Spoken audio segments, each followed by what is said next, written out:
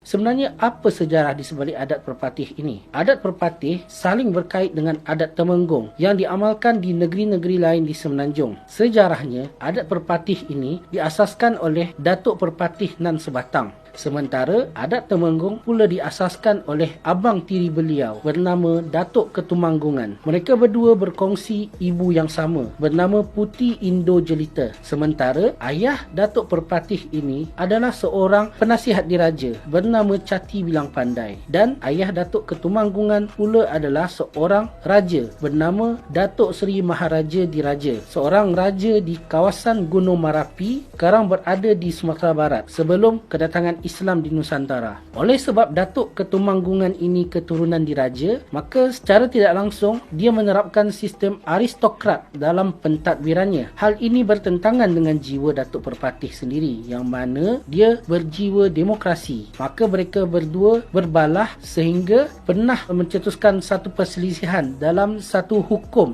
iaitu Undang-Undang Tarik Balas, di mana hukum tersebut siapa yang membunuh harus dibunuh. Maka perselisihan ini akhirnya diakhiri dengan Datuk Perpatih tersebut menikam satu batu yang sekarang batu tersebut bernama Batu Batikam di kawasan Pagaruyung, Sumatera Barat sebagai satu tanda perdamaian. Memandangkan jiwa orang Minangkabau yang suka merantau dan mengembara ke tempat baru, maka orang-orang Minangkabau ini pergi merantau ke beberapa kawasan berdekatan Sumatera, termasuklah ke Semenanjung Malaysia ini, di mana mereka membuka kawasan Negeri Sembilan pada abad ke-14, kawasan Bayan Lepas di Pulau Pinang oleh Nakhoda Bayan, Nakhoda Intan dan Nakhoda Kecil pada awal abad ke-18, serta beberapa kawasan di Kuala Lumpur ini seperti Kerinci dan Bangsa pada akhir abad ke-19.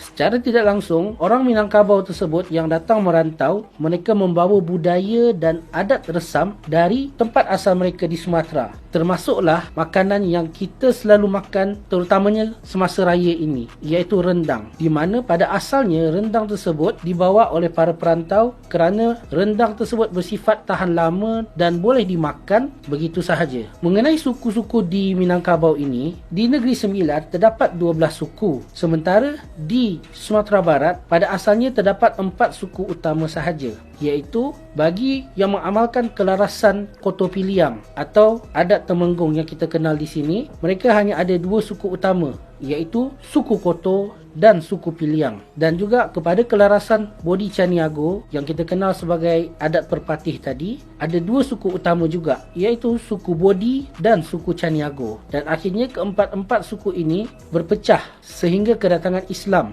di Minangkabau, Sumatera. Sementara 12 suku di Negeri Sembilan ini yang kita dengar dalam lagu Waris Rembau Most Wanted, di mana 9 daripada 12 suku tersebut mengambil dari nama tempat asal mereka dari Sumatera tersebut, seperti Payakumbuh, Simolenggang, Batu Hampar, Batu Bolang, Solomak, Mungka, Tiga Batu, Tiga Nenek dan Tanah Datar.